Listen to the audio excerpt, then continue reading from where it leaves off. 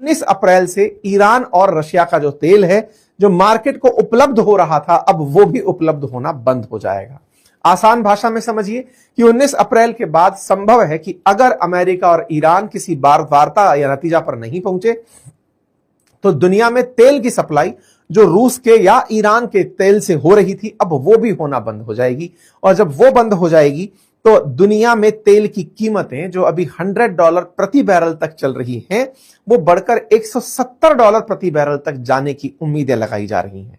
कहा जा रहा है कि अमेरिका द्वारा दी गई राहत जैसे ही खत्म होगी बाजार से, बाजार के अंदर अचानक महंगाई वृद्धि और बाजार के अंदर मंदी दोनों देखने को मिलेगी। और महंगाई दर में वृद्धि और मंदी, इन दोनों का जो डुअल कॉम्बो दिखने जा रहा है बाजार में, इस पर आईएमएफ ने रिपोर्ट देते हुए कहा है कि दुनिया की growth rate, overall growth rate कम होगी इस पूरे की पूरे युद्ध के चलते। भारत की ग्रोथ रेट को भी आईएमएफ ने 7 से घटाकर 6.5 कैलकुलेट किया है कि भारत की वृद्धि कम दरों पर अब होने जा रही है। कुल मिलाकर के कहने का मतलब यह है कि अब ईरान की हट को अमेरिकी हट से कंपटीशन दिया जा रहा है।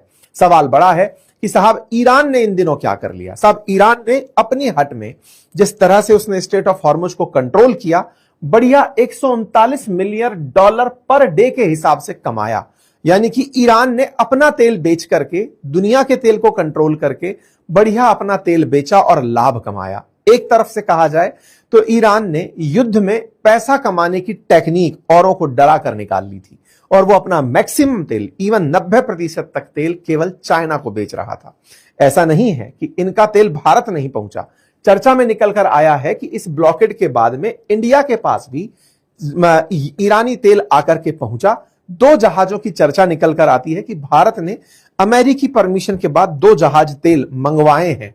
इस तरह की मीडिया में खबर चल रही है। चाइना के बारे में जो सवाल है वो सिर्फ इतना कि अमेरिका चाइना को इन्फॉर्म कर रहा है कि वो ईरान से तेल अब ना खरीदे, और यदि आपने किसी भी प्रकार से सेकेंडरी सिस्टम से पेमेंट किया हो, कि किसी एक्स को पेमेंट किया, एक्स ने किसी वाई को पेमेंट किया, तो अमेरिका की तरफ से संदेश साफ गया है दुनिया को कि आपके सभी के मनी ट्रेल्स चेक किए जाएंगे।